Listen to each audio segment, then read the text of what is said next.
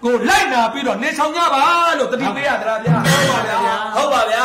General Saint Momozo, totally Konigani. Okay, oh, Yashila, Jobian Yabu, okay, Uando, Olala will be Tazuani, Bio. Pay on it, Lebon the bow. Oh, Lebon the bow. Okay, okay, Tana, Nine, Ludan Baby, the Buddha. Oh, without Yabe. I know, Ludan Baby, look. Nayanga Chimine, Tiri to the Mam, Manizota, the Rasso, the boy, do. General Jedushi, who are not a one of Yashita. Not a one Yashita. Sape, Gabia, Alinga, and Lukinya, no Lono. Ho, and yelling a hard as a season you. Curry in Subway Yao, Uli Uso, you a bit. Come here, Jane, I'll see you. Asari, silent, Saint Jack, silent, Saint Jack. Saint Jack, Saint Jack, Saint Jack, Momo, follow you, told the Moniali. Hadalemia, Dana Yale, who's the Luciani? Go in, I think I will be. Yamada, I know, Tona, ဟောစိတ်ကျမိသားစုကနေပြီးတော့တိန်းကားပဲတော့လူထားတာချစ်လို့သူ့တို့ဒါနာလဲရမယ်မှန်တယ်စိတ်ကျကမုတ်ပြင်စားချင်းဖြစ်လေအာဒါလည်းမျှမယ်ဗျာသူ့တို့လည်းရဝင်းလဲဝါအဲ့ဒါမှန်တယ်ဗျာအဲ့ဒါကြောင့်မလို့အငိမ့်လင်ကဟားကြဆိုတဲ့စီစဉ်ကြီးကဒုတိယအသက်ရောက်ရှိတာဟုတ်ပြီစိတ်တက်တယ်လည်းတစ်ခါနဲ့အားပေးနေကြအားပေးကြလားဟောဒီမှာကိုမားတွေတော့တက်နေပြီဗျာ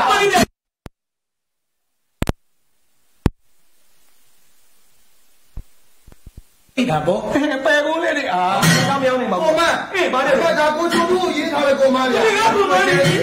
ကိုချိုတူကြီးကိုချိုတူကြီးဟောပါဖြစ်တာဘာမှမဖြစ်တာပီတိဖြစ်တာနောက်မှပီတိဖြစ်ဒီလိုကိုမမျိုးဘယ်သူမှမရေးဘူးတော့ဝမ်းသာပါလားမကြောက်ဘူးတော့ကြောက်လို့နေများတော့တော့နေပါမကိုင်ဘူးရဲ့ကိုချိုတူကြီးအရန်ခေါ်လာတယ်အရန်လာတယ်ဟောရန်ခေါ်ခေါ်မှာလားဟုတ်ကဲ့ငါတော့ခေါ်ပြီးဟိုနေဟောအရန်ချောလာယူလီကုန်းတယ်မလို့မပါအရန်ချောလာတယ်အသက်ကြီးလေလူလေပဲအသက်ကြီးလေလူလေပဲဘသူပြားဒီမှာစလုံးကြီးမားနေတာခရက်ချီဆိုင်ကုန်းကပို့ဟောဟုတ်လဲမို့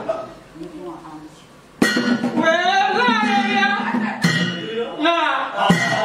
ကိုဒီမိလားကိုမတော့ရက်တဲ့ပေါက်ရပြီအမေကလည်းအမေကုန်းကတာလာလာဘယ်ကအားပေးနေတာလဲဒီအားလုံးနေလိုက်တာလေအောက်ကတာလောကိုလိုက်ပေးတာအများကြီးပါတာလောကိုလိုက်ပြီးပေးနေတာလိုက်ပြီးပေးနေတာအဲ့ဒီလိုက်မဲ့ပါဦးလေလုံးလုံးလုံးဆင်းပြီးတော့နော်တာလောဝေးတာဝေးပါလေကိုမဝေးကိုတာလောကြီးဘာဖြစ်တာဟောတော့ကြလို့ဩကမန်းတော့ကြကိုတာလောကြီးခါလိုက်နဲ့မတူဘူးတဲ့လာလာတယ်ငါမလည်းဒီတို့မလာတာငါတို့ကဟောငါတို့လားငါကြတယ်ဘေးတော့ငါဒီဝဲကိုစိုးထုံးကြီးဝဲကားကိုကြီးကောလိဂျင်းနေဝင်းကြီးတဲ့တော်လာပြီแล้วก็กูมันนั่นมาบ้าก็แล้วกูมันหมดနေမေ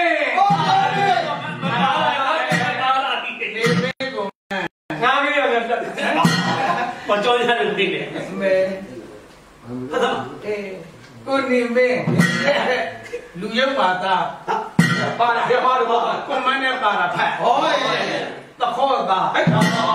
ပါလာလူဒီကမှာကွန်မန်းနဲ့ပါလာဖက်ခွေးပါအဲ့ဒါဖက်တော့ဟောလေကွာဟောကိုနေမေတဲ့မင်းနာတာလို့ပြောတယ်ကျွန်တော်ရဲ့အငိမ့်ငင်ကဟာတရားတဲ့ဒီအပတ်နဲ့ဆိုရင်တဲ့နှစ်ပတ်တောင်ရှိပြီနှစ်ပတ်ရှိပါပြီနှစ်ပတ်ကိုရှင်အားမရဘူးတော့တဲ့ဘာလို့ခွေးနေနေတာကာလာအဲ့ဒါကြည့်နေတာအဲ့ဒါကြည့်တော့တဲ့အများအားပေးနေတာတဲ့ဝါလာတယ်နော်တဲ့ဝါလာသေတော့မှလည်းကိုမတော်ရှင်လိုက်ရှင်ရင်ဘာဖြစ်မှာလဲအော်ကိုနေမင်းကြီးကဝါလာတယ်နော်မတွေ့တာတရားတော့တဲ့မတွေ့ချင်ဘူးကိုကြီးကဖားနေတယ်လို့ဆက်မှာဖယ်သားမှာခမရဘူးကြောင်ဆောင်စားနေတယ်ဘာမှမနေဘူးဘာသာပြောတယ်ပြောတယ်ဟုတ်ပါဩဟာကြောက်ရမယ်တော့တဲ့ဘေးကမတ်တယ်ကြောက်ပါပါရောမပါလာပြီဟာကိုတော့တဲ့โอเคအားပေးနေတယ်နော်ကျိုးစားပါ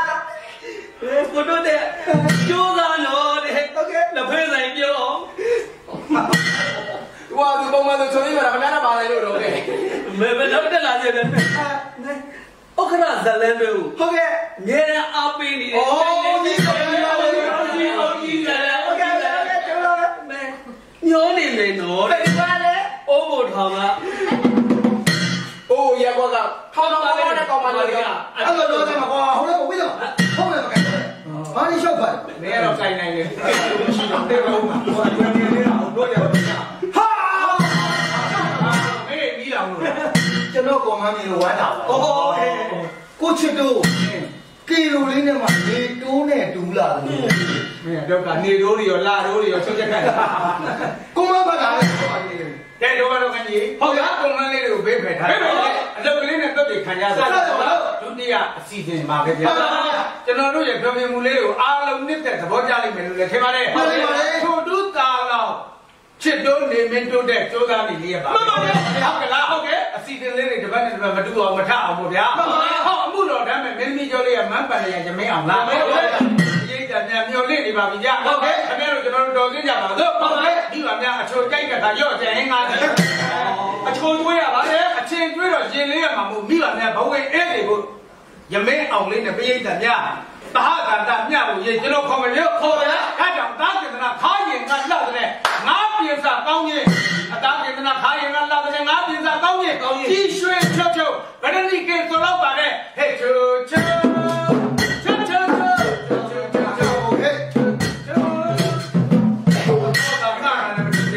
မျိုးနေတဲ့တိုင်းဟလာတော့လည်းမကတယ်တိုးတက်ကမှကတယ်ညတိကိုတော့တော့ပြီဗျာတော့ကမှတော့ဆိုပြီးတော့တပုတ်လားတော်ရချူချူချူချူချူအဲ့ကလည်းရှင်မောက်ကလည်းမရပြီးလိုက်ပြီတဲ့တိုင်းလက်ကမင်းလည်းမကတယ်ချစ်တော့အော်ဝမ်းတော်တော့ကိုရဲ့ကကြင်တာကိုပြောပေးမယ်ဟဲ့ချူချူ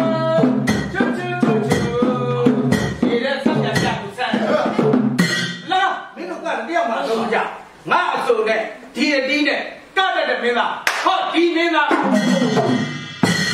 ဖို့မိုးကြိုးပြတာဖို့မိုးကြိုးပြပြောက်ပြရင်ခမရလေးဝတ်တဲ့အောင်ကတဲ့ကတ်လုံးတာဒီရွေးချက်မှာလုံးနေတာကမတော့လေဒီတီးလုံးမကနေဒီလုံးကအေးတယ်တူမုံမြင်းမြကြွားတယ်ချူချူ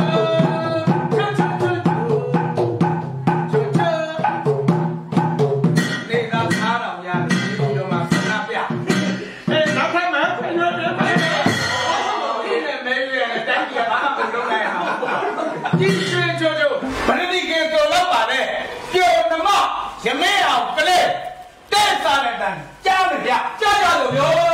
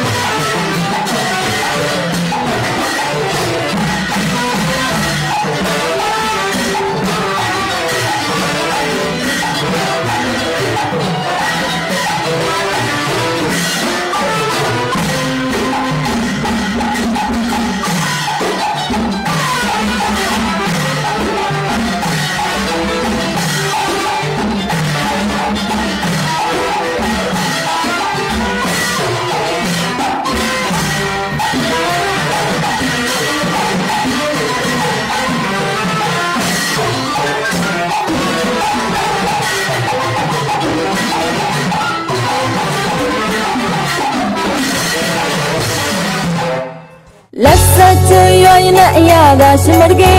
do sito super when not to be seen ABC like my side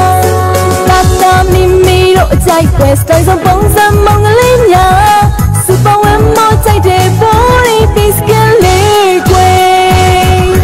စားဖို့သူတွေနောက်ထပ်လာထားကောင်းလုံးကွယ်ကြိုးပြီးတေးဝဲစပနာလေးနဲ့ piece ကအားလေးပြေလို့ကြိုက်တယ်အစင်းနဲ့ဆမ်းမီဆက်တဲ့တွင်နေထောက်ထားတဲ့ piece ကလေးကွယ်ရွှေမန္တလာမှာစူပါဝင်းရှိတယ်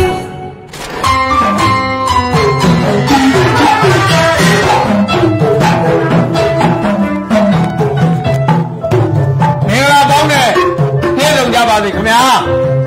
အားလုံးပဲကျေးဇူးတင်ပါတယ်အခုပြောပြတင်ဆက်မဲ့အစီအစဉ်ကတော့ကြီးရိုးရာလက်ဝဲပွဲတော်ကြီးကိုအားကြအခုအစီအစဉ်ကတော့ကြီးလက်ဝဲဖြစ်ပါတယ်ခင်ဗျာဘာဖြစ်လို့ကြီးလို့ပေးထားတယ်လဲဆိုရင်တစ်ဖက်နဲ့တစ်ဖက်အမြဲတမ်းအနိုင်ရှုံးကိုကြီးပြဿနာတက်နေကြလို့ဖြစ်ပါတယ်အခုစီစဉ်တင်ဆက်သူကတော့ကျွန်တော် UEC ဖြစ်ပါတယ်ခင်ဗျာ UEC ဆိုတာကတော့ U ဆိုတာ ဥဖြစ်ပြီးတော့ E ဆိုတာ E C ဆိုတာချစ်ကျွန်တော်နာမည် UE ဖြစ်ပါတယ်ခင်ဗျာအဲ့တော့ကျွန်တော်အင်ကြီးတစ်တိုင်းလေးကိုလည်းအားလုံးကိုဘယ်အတင်းကိုမှဘယ်မလိုက်မြတ်တရှိတယ်ဆိုတာတက်သိခံထားပါတယ်ခင်ဗျာဒါကြောင့်မို့လို့လက်ဝဲဝါဒနာရှင်များယခုချိန်ရစပြီးတော့ကျွန်တော်များမကြခင်မှာရှင်ပြိုင်ထိုးတတ်ဖို့အတွက်ဆင်းမြင့်မော်တို့ရောက်ရှိလာတော့မှာဖြစ်ပါတယ်ပထမဦးစွာမိတ်ဆက်ပေးရမယ်ဆိုရင်ဆင်းမြင့်မော်တို့ရောက်ရှိလာမဲ့သူကတော့အဖေသားကလပ်မအုပ်ကြီးဖြစ်ပါတယ်အဖေသားကလပ်ဟာဆိုရင်2010မှာရွှေကပတ်သူကြီးကိုအကျိတ်နဲ့တူးတဲ့ရှင်ပြိုင်ရရှိခဲ့ပါတယ်ခင်ဗျာဒါကြောင့်အဖေသားကလပ်လက်ဝဲထိုးရန်အုတ်ကြီးဆင်မြင့်မော်တို့ကြွပါခင်ဗျာ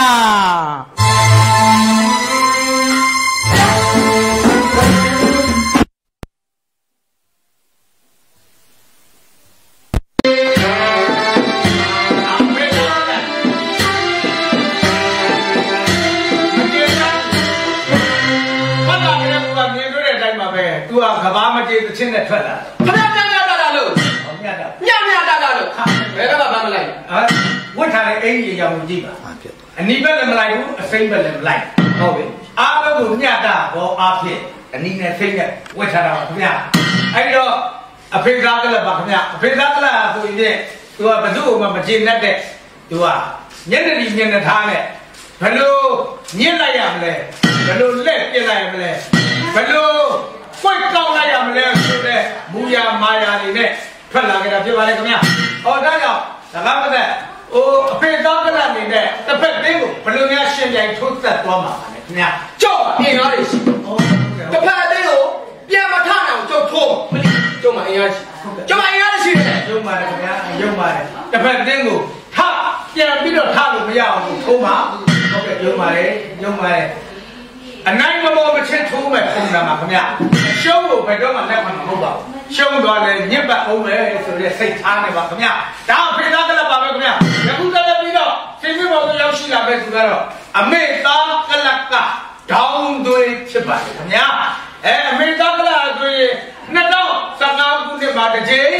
2020မှာရွှေကပတ်သူကြီးကို2ကြိမ်ပြီးထိုက်တန်တောင်းပေးတောင်းပြိုကမ်းပြိုအနိုင်ရရှိခဲ့တဲ့အမေသားကလပ်ထောင်းသွေးလောက်ဝဲတွေ့ရစေပြပါလို့နေရာယူပါလား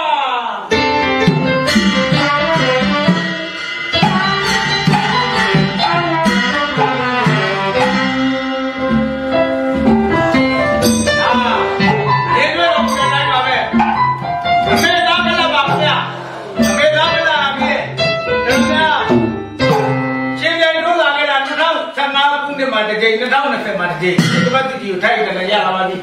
မေသားကလာတော့သူက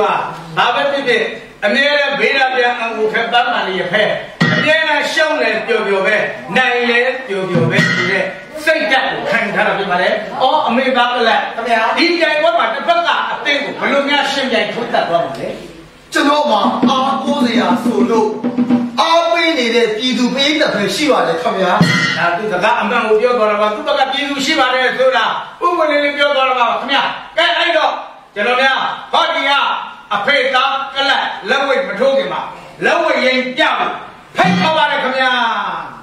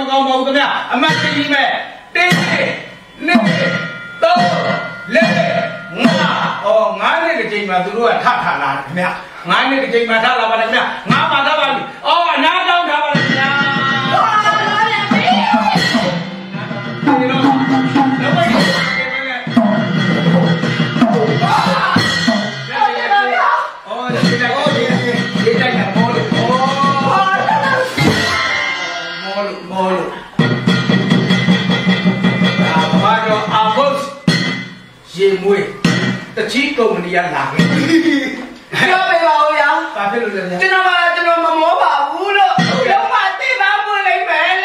ပါခင်ဗျာပြီးရင်အခေါင်းလာပြင်ထားဟောခိုင်းလိုက်ပြီတော့ခိုင်းနေတော့ပဲအဲ့တော့ကျွန်တော်များအရင်သိပြီထားပါပြီခင်ဗျာ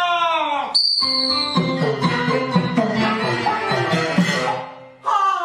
လက်ကြည့်ပြီးတော့တက်ကြည့်ရမှာလေငါးနေတော့မဟုတ်တာဗျာအိုးဒီတော့ငါးနှစ်ပြန်ရဲ့ရှောင်းမှာပဲကိုတူရေကိုသားရေကိုချစ်တို့ကိုသားဗျာကိုနေမေကိုသားလားကိုတို့တဲ့ဦးသားလားအငိမ့်နေကဟာလျာဒုတိယပတ်အစီအစဉ်မှာပဲဗျာမှန်ပါဗျာနေ့ကလေးမျိုးလေးမှာလေမှန်ပါဗျာနော်ဗျာစိတ်ထဲမုံမျိုးတုံလုပ်ငန်းပုံလီလီမီတဲ့ပိုင်ရှင်ဟုတ်ကဲ့နော်ဗျာဟုတ်ကဲ့ဗျာနှစ်ဘက်တောင်ရထားတာဒီဟုတ်ကဲ့ဒီဇောတာကလက်ထပ်ပေါ်ရတာလက်ထပ်ပေါ်ရတာကိုကြီးကိုအောင်တို့ဟုတ်ကဲ့အားလုံးဝင်လို့လည်းကျေးဇူးတင်ပါတယ်ဗျာဟုတ်ပါဗျာအားလုံးစိတ်ထဲဝန်ထမ်းအမှုထမ်းတွေကိုလည်းကျေးဇူးတင်ပါတယ်ဟုတ်ပါဗျာဒီစုအားပေးနေကြတယ်ကျွန်တော်တို့ live ပေးနေကြတယ်ပြည်သူများလည်းကျေးဇူးတင်ပါတယ်ဗျာအစီအစဉ်တွေတစ်ပတ်နဲ့တစ်ပတ်မတူအောင်ကျွန်တော်တို့ဘက်ကကြိုးစားထားကြိုးစားရပါနောက်လာမယ့်အစီအစဉ်တွေမှာဘယ်လိုလူပညာရှင်ဟုတ်ကဲ့ဟုတ်ကဲ့လားဟုတ်ကဲ့ဒါလေးကတော့မန္တလေးမြို့ရဲ့တက်သေးသောခေါင်းဆောင်မင်းသမီးကျော်လေးမန်းခလေးရရမင်းအောင်အတူကလေးတွေမြင်တွေ့ရပါပြီဟုတ်ကဲ့တရားဝါဒချစ်ပေါ်သောစကားပြောကြမှုကြမ်းရှိတဲ့တို့တို့ရဲ့ဒါလို့ရဲ့ဟောပေးပါခင်ဗျာဟုတ်ကဲ့ခင်ဗျာတော့ရမင်းလေးခေါ်ပေးရမလားဟုတ်ပေးပါတော့တောင်ပေါ်မီးရဲ့ဥဆိုင်ကြီးလေးဆော်တာမင်းသမီးခေါ်ပါတော့ဘယ်နဲ့တောင်ပေါ်မီးရဲ့ဥဆိုင်ကြီးလေးဆော်တာမင်းသမီးခေါ်လေကွာမင်းသမီးခေါ်ကာမော်ဒေလာရဲ့ကတော့ဥဆိုင်ကြီးသိအောင်ဟောဥဆိုင်ကြီးသိအောင်တောင်ပေါ်မီးရဲ့ဥဆိုင်ကြီးလေးဆော်တာကိုခင်းတဲ့ကြီး6ပြောက်ခွဲမင်းသမီးကလက်အမြင်နေတော့စင်မလို့စီဒီတော့လက်ဝါးနဲ့အော်ကျမရောက်ပြော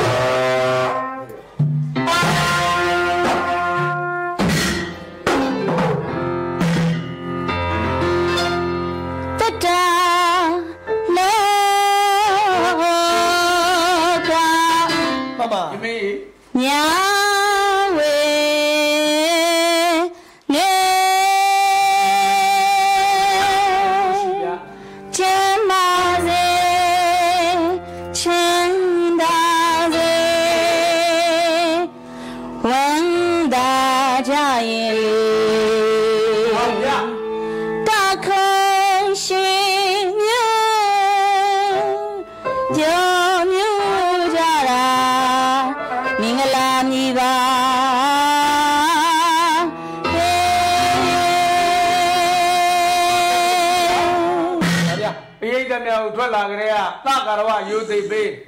လူလိမ္မသားရင်ပါလူမိုက်သားကြတော့တခေါ်တယ်မင်းပြောနေတာအမ်ဘာဒီမတမရင်သားခံရတာလေးနဲ့ဟုတ်ကဲ့မန္တလေးမှုမန္တလေးဟန်မှန်ပါကြောင့်မန္တလေးအငိမ့်ရဲ့နန်းဆန်တဲ့အမူအရာတွေနဲ့မှန်ပါဗျာကွန်တက်လာတယ်ကြက်တိရှိဗျာရှိဗျာ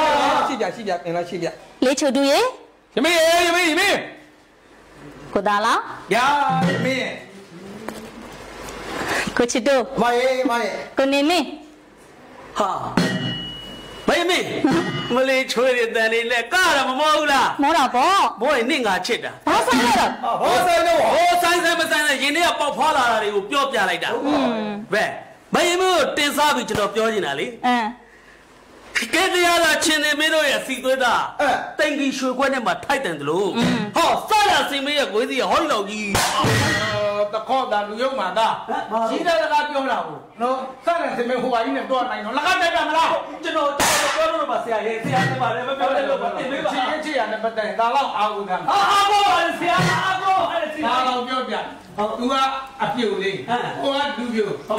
ပြုတ်ညာတာပါဆန်းဟုတ်သူကမိမကိုကယောက်ျားဘာမှသူ့ကြောက်တရားမလို့အောက်တော့တရားမလို့နော်ညားရင်ကိုလွတ်ကြရမှန်ဒါပဲခတ်တဲ့ခတ်မှာမှာဟာဘယ်လိုပြောမပြောတာမပြောတယ်ဒီခါကြီးဟုတ်တယ်ပေါင်မလေးကိုပုံကြီးတာကမပြောရေးလားတော့လမ်းလားဟုတ်ပြီသူကစိုက်လေးထဲတာစိုက်လေးထဲပြီးတော့ခိုက်ကလေးထဲတာခိုက်ကလေးထဲပြီးတော့စိုက်တယ်ခိုက်တယ်သွားတယ်ရောတယ်သူရေတယ်ကတော့မဆရာနဲ့လုပ်ဘူးအရင်တော့စိုက်သားနေလားမထီးတို့တွေလည်းရောက်နေကျောင်းဘုတ်ကအရင်မကောင်းဘူးအခုလေတောင်ဘုတ်ကတော့ခါတယ်အဲ့တော့မင်းမပြောတာပြောတယ်ဆရာမ မှာကြာလီမကြငါကိုလည်းပြောမယ်ဟုတ်ခက်ခက်ခက်မှပြောဟုတ်အဲ့ကလေးထိုင်ဟုတ်ကဲ့ဟာဟုတ်နော်ဟုတ်ဆရာသွားဘူးလာဘူးသွားလာနော်တေချာကြည့်တာဟုတ်ကဲ့ပါအပြောပြဒီနားတော့ကတေချာကြည့်ဟုတ်ရမေးလားဘာလဲမလုပ်နဲ့နေကိုငါချစ်မချစ်ရင်ပြန်လေဒါပဲဟုတ်တယ်ဒါပဲပိုင်ချစ်ရင်များတယ်မချစ်ရင်ပြန်ဟုတ်ပြီအပြည့်မှာကိုကမိမကိုကယောက်ျားဟုတ်ပဲဘယ်တော့မှမိမတွေကိုအောက်မကျုံနဲ့ယောက်ျားတောက်ထားယောက်ျားသေးတွေတက်နေတယ်တထွားအောင်နဲ့ကြက်အဲ့တော့ငါတို့သွားပြောခက်မှပြောချစ်ရင်များတယ်မချစ်ရင်ပြန်တယ်ဒါပဲဟုတ်သွားဘူးလာဘူးသွားလာသွားနီးလာနီးတဲ့သုံးမျိုးရှိဟုတ်ကဲ့သွားနီးပဲဒုခုဟုတ်လာနီးရဲ့တို့ယောက်ျားတွေကိစ္စမဟုတ်တော့လာတဲ့ကိစ္စကားရဆိုင်ရသွားဟုတ်စင်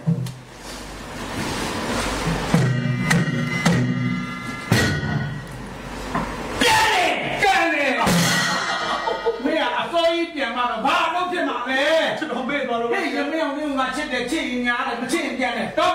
မင်းကြီးကတော့ငါပြောတာမေ့သွားလို့ဆရာတော့တဲ့ခါညာဟဲ့တွဲကြည့်လို့ဟဲ့တွဲကြည့်လို့ကျိုးခုံလိုက်အပြည့်လိုက်ကြည့်တော့ကျတော့ဘယ်ငုံထားမှာဘယ်ငုံထားမှာလားလက်ပြသိပြောအောင်ဟဲ့တောင်းပါလေကောင်မလေးနဲ့ပြောကြမရေးသားတာပြောတယ်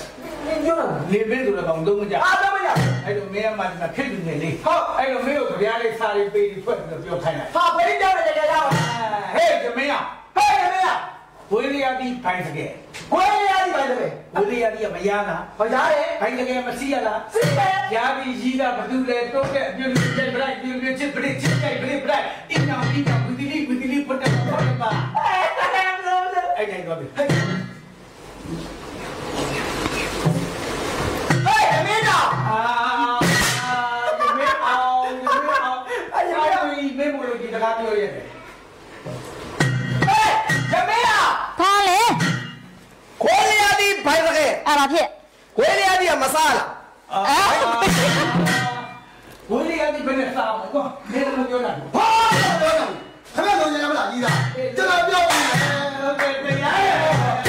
ငါပြောပြရအားကိုလုံးပါဆရာမင်းလိုချင်လားကျွန်တော်ကောင်မလေးကိုကြီးရကားပြောတယ်တင်ပေးတယ်မပြောတတ်လို့ဘာဘူးလဲဟုတ်ကောင်မလေးကိုဒီမဲ့ဟိုကောင်လေးနဲ့မတူအောင်သက္ကရာတမျိုးပြောင်းဟောသက္ကရာလေးနဲ့ဟဲ့မင်းဟဲ့ဆင်းမကြိုက်ကြတယ်ဆင်းမကြိုက်ကြတယ်ဆင်းမကြိုက်တော့မလို့လားဆင်းမကြိုက်တော့မလို့လို့လေကြာတယ်မဖြူလားကြာတယ်ဖြူတယ်လူလက်ချစ်တော့ပြကြိုက်ပလိုက်ကြိုက်ပြပလိုက်အင်းညောင်ဒီဖတ်တယ်ပါလေးတော့ပါဆရာကြမရောကျွန်တော်ရတော့ဆရာတော့ဒါနဲ့ကတော့ခိုင်းလာလားဒီတောင်စီလေးနဲ့ကတော့မယ်လိုက်ပြီးတယ်မင်းကပြန်ဝင်ဟောဒါလေးကြောက်ဝင်မယ်အဆုတ်ကြီးခင်ဗျာအပြေကြီးငကူပြေဟုတ်ကဲ့ကျွန်တော်ပြောလိုက်နော်တိုင်လိုက်ပြောလိုက်ဆင်းမကြိုက်ကြတာနော်ဟုတ်ကဲ့ဟာဟေးရမလားဟာတော့အီယောင်းညာပြီပါညောင်းမညာပဲညောင်းပြဿနာတက်မှာပေါ့ကျွန်တော်ရင်မကန်ကြမ်းတယ်ဟုတ်ပြီတော်တော်ဟဲ့ရမလားဘာလဲဟာစရင်မကြိုက်ကြစံအဲ့တိတ်ပဲစရင်မကြိုက်တော့မလို့ဘူးလားလို့ပါပေါ့ကြာကြငါမတီးဘူးလားတီးရတယ်ဟဲ့လေတီးဒီမှာလုံးလုံးမင်းကတာကန်တီးမှတော့လိုတီးတော့မင်းပြောလိုက်โอเคမင်းပြောတော့ငါ့ကိုကြီးနဲ့ငါမအန်ရထိတ်တော့ထွက်တူတာကမင်းငါ့ကိုလက်ကြီးနဲ့မခေါ်နဲ့ဟာခြေထောက်နဲ့ခေါ်တာမညာနဲ့ငါကျိုင်းဝင်နေမြင်လိုက်တယ်လက်တီးသူတွေမိုးကြမှာပို့ရှာခိုင်းအောင်အဲ့ဒါတွေ့ပြီးဟိုမှာတပွင့်မပြီးရမင်းမနဲ့တွေ့လို့လန့်နေအောင်မလေးကိုလိုချင်လားမလိုချင်တာပေါ့ပေးရတယ်လိုချင်ကောင်မလေးကိုတက္ကရာနဲ့သွားပြောတာကောင်မလေးနဲ့ညမှာဆရာကြီးပြောခိုင်းရင်ဆရာကိုင်းတော့ပြောလိုက်ပဲညာလူရှင်လေးဆရာကိုကျေးဇူးဆက်တဲ့အနေနဲ့ဘာကတော့ကျွန်တော်တက်ဦးကလေးလေးကတော့ပါပြောတော့အဲ့ဒါကလေးကမှကတော့ဘလို့မလို့ထက်တိုင်းကြတယ်သူတို့နဲ့မတူအောင်ဖြစ်ဖြစ်ဟုတ်ပါလို့ဆရာပေါ်လို့စီကြတယ်ဟုတ်ကဲ့ဟဲ့တမင်း6တန်းသွားကအရန်ပါအထိတ်တွေက6တန်းသွားကြီးမကျေလားကျေတားရမို့မတိုက်လားတိုက်တယ်ကြိုက်တယ်ကောင်မလေးကမေးလိမ့်မယ်မတူဘူးလေနေတယ်လုံးနဲ့မိမိရတာဟုတ်ဖြစ်တဲ့ပြဿနာကြုတ်တာဘူးနေတယ်ညုံးတော့ထွက်တာဒီဟုတ်သွားလာမညုံးဆိုရသွားလိုက်ဟာဟဲ့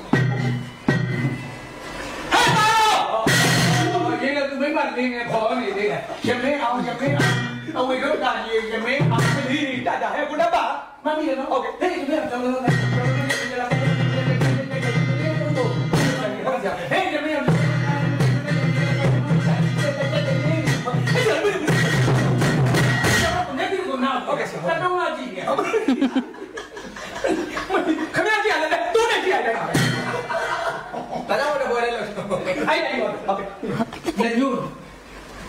လက်ညှိုးထွက်သွားအောင်လက်ညှိုးနဲ့မထုံပြီးလို့လားပြင်းပြုတ်နေတော့ကျောက်ကလက်ညှိုးဆင်းကိုမရှိပါဘူးဗျာငါကမင်းကြည့်ပြီးတော့ဆင်းပါမီကျောင်းမှာခုံလေးတော့ပြီးအမေဒီကပါပြီးတော့ဟဲ့မလေးဟာမပြီးတော့ပြီးပါတော့ပြီးတော့ဒီလိုရမေးအောင်ဟဲ့ရမေးဟာတော့6လမ်းသွားကာယာမအဲ့ဒါဘာဖြစ်လဲ6လမ်းသွားမကျေလားကျေတယ်ကာယာမတော့မတိုက်လားတိုက်တာပေါ့ကျေတိုက်ကျိတ်တယ်ဘသူကလဲဟောနေ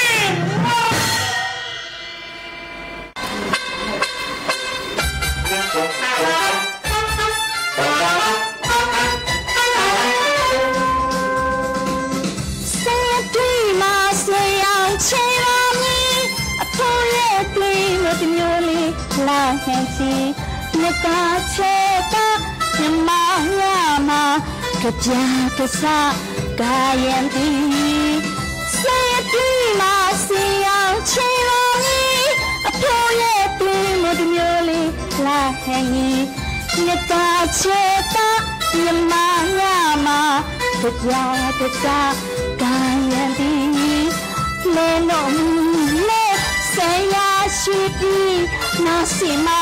လေးမောင်လေးပြင်းလေလုံးမနာစာစီ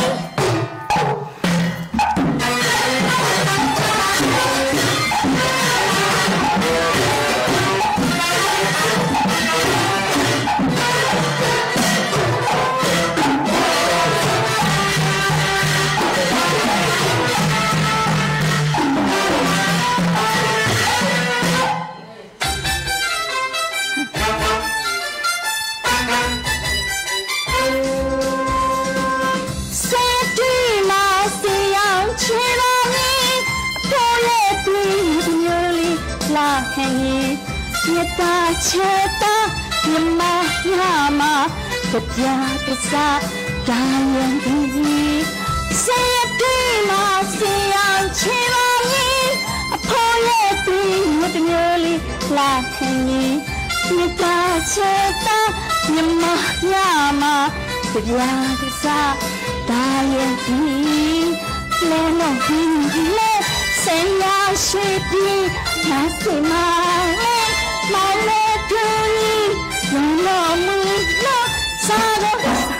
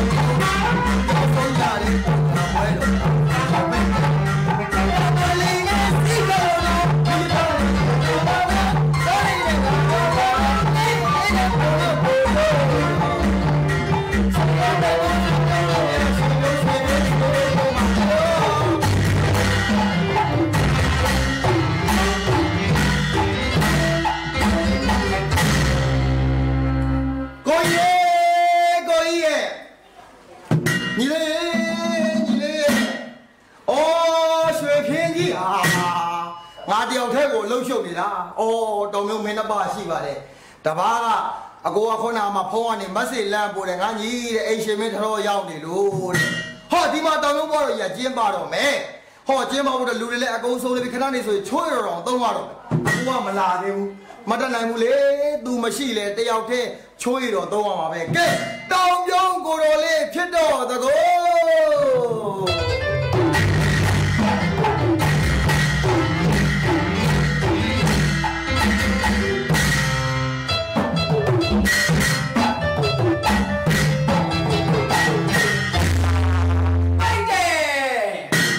ဘာပဲရတော့ဘာပဲရမှာတော့ညခမရတော့တောင်ပြုံးဝဲယူကြောက်လိုက်တယ်အမတောင်ပြုံးကိုတော်ကြီးကိုတော်လေးဘလောက်တောင်အစွမ်းထတ်တော့ဆိုတာနင်မသိဘူးလားခမရတဲ့အစွမ်းထတ်တဲ့တယောက်ဒီဝူဟန်လာတဲ့ကိုမေးဗျမြန်မာနိုင်ငံမှာရှိတဲ့ပွဲတွေကိုတော့ကြောက်ကြောက်ကုန်ပိတ်ထားဟာဇက်ပွဲတွေဆိုင်းပွဲတွေနတ်ပွဲတွေရှိုးပွဲတွေကြောက်ကြောက်ကုန်ပိတ်ထားတာဗျ都靠外挂，多家的 H1N1 solo 到农会背来呀，啊，古高飞叫背来呀，啊，马来家人俺也死咗家嘞，红地三百都没信啊，标地300都没信啊，背里你话咪挂，咪攞啲冇背嚟啩？哦，你話我而家我背板呢？好，第二天背路苗，ကျွန်တော်တို့ကညီကိုနှစ်ယောက်စုံပြီးစုပ်ဖြတ်မှာရဟာအဲ့ကျွန်တော်အကိုဆောက်ပါဦးအကိုဆောက်ပါဦး ဟာရွှေညီလေးခင်ဗျာရွှေကိုကိုစောင့်နေတယ်တော့ ဟာဘာဖြစ်လို့ နေ့ရက်ရွှေကိုကိုကလေနာမည်ကြော်ပွဲမရှိဘဲနဲ့ထောက်ကစားမှာပါပဲထိုင်ရင်သွားတော့ခုပြီးပြီးနေတယ်တွေ့လို့နေ့ကိုကျူဝင်းနေပြီ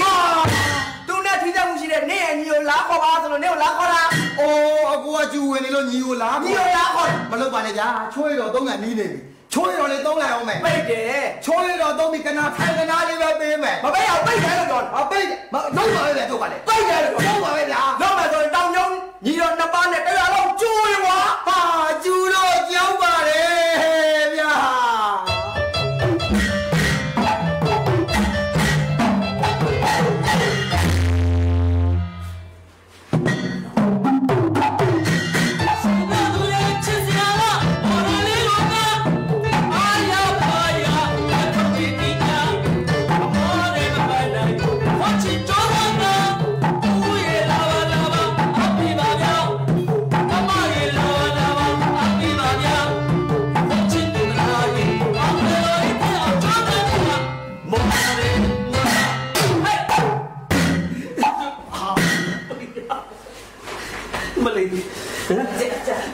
不哩，我家说哪没有考的，嘿，这哪都不起，我看他累不？我看他累，我看他我累不累你的啊？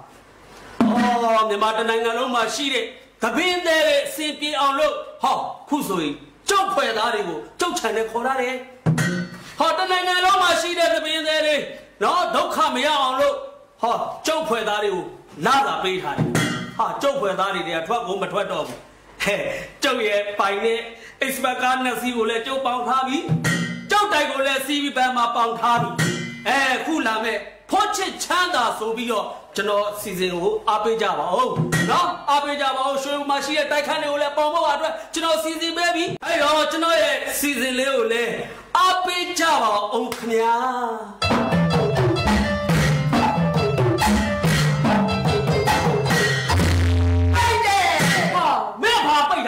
ဘာပေးရမှာလို့မြခင်ဗျားတို့စီးကမလိုက်နိုင်ဘူးနော်လူရဲ့30တယ်မပေါ်ဆိုခင်ဗျားတို့ဖိုးချစ်ပွဲကဟုတ်လားခင်ဗျားတို့ပိတ်ခင်ဗျားတို့မလိုက်ရဟေးငါတို့ကဒီမဲ့စီကန်းချက်နဲ့အညီလူရဲ့တန်းတက်တဲ့ငါတို့ဖြော်ပြီးတင်ဆက်တာပေါ့စီကန်းချက်နဲ့အညီဟုတ်တယ်အဲ့တော့ခုလောလောကိုခင်ဗျားမတ်တက်ပါလား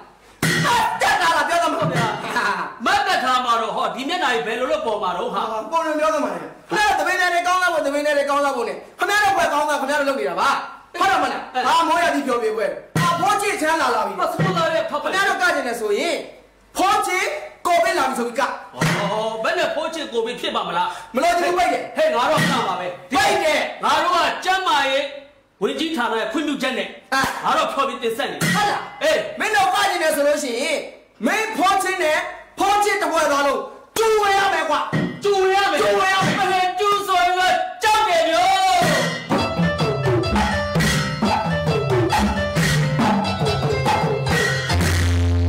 အားလုံးကားတွေတန်းစီပါမယ်ခင်ဗျာအားလုံးကားတွေတန်းစီပါမယ်ခင်ဗျာဟိုအာရဖတော့ခွဲလူ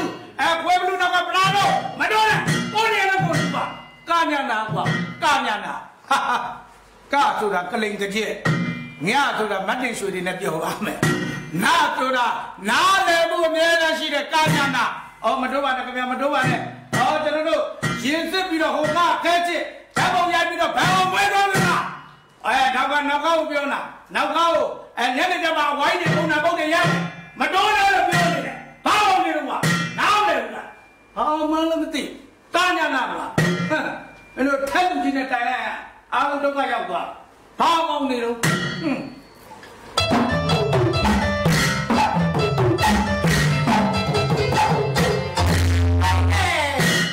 မီဒီယိုဝယ်လိုင်းစင်လာတိုးတာနဲ့ကိုမင်းတော်နဲ့မလေးကြီးကခင်ဗျားလေခင်ဗျာအနီးရေးနဲ့ဆိုတော့ခင်ဗျာဘာဟာတယောက်စီဝူဟာလာလိုက်တဲ့ကိုဘေးပြကိုဘေးနိုင်ပြီမလီကိုဘေးဟုတ်တယ်ဟာကိုဘေးဆိုရင်တကဘာလုံးချင်းကြောက်ပြီးတော့ကြောက်လုံးလုံးပါဗျာတို့ကာညာနာနဲ့ဘာဆိုင်လို့ခင်ဗျားတော့ပဲကြောက်တယ် ရှိသေးတယ်ဟမ်မင်္ဂလာဆောင်နေလူစီမှာဆိုလို့ပိတ်တာပိတ်တယ်နဲ့ပိတ်တယ်ပြီးရတယ်နဲ့ပိတ်တယ်ပိတ်တယ် ATV မှာဆက်လည်းပိတ်ဟောတယ်လည်းပိတ်တယ်ဗန်နေလည်းပိတ်တယ်ဗန်နေလည်းပိတ်ကညနာမပိတ်ဘူးဟာကိုဗစ်နဲ့မျိုးမလေးစားနိုင်ငံတော်ဘာကျဲတာကားတစ်စီးကို330 320ဆိုလဲဟုတ်တယ်နိုင်ငံတော်ကိုဝင်ငွေတိုးအောင်လုပ်နေတာအဲ့တော့ကညနာမပိတ်ဘူးဘာလို့ချင်ပိတ်ခိုင်းမယ်ဟာဖွင့်နေတဲ့ကညနာပိတ်ဖွင့်နေဗျာဟာခမရလည်းဖွင့်မယ်ဆိုရင်ခမရနဲ့တော့ဟာခမရတော့ကညနာတရုံလို့ကျူဝဲရမယ်ဗျာကျူဝဲရမယ်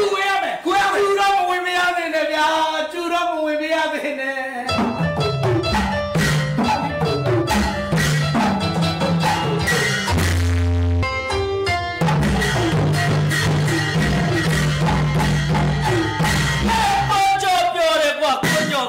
ပြောတယ်တောင်းတမန်ကျော်0ကျော်တလိုင်းကျော်ဘူးစီကျော်ဟာဘူးစီကျော်တွေကိုအရန်ကြိုက်တယ်ကိုကျော်ငါရဲ့ညီတော်တွေကိုလက်လာပကားတွေပွင့်လန်းအောင်လို့ဟဲ့ကိုကျော်နဲ့တူတူပြောမယ်ဟဲ့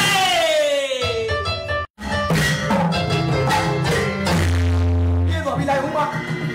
ဟေးရွှေပြုံးငွေပြုံးပွင့်ရတော့ပြုံးဟဲ့ပြုံးဖိလာတဲ့လူညာဝဲတော့ဒီဖိတ်တော့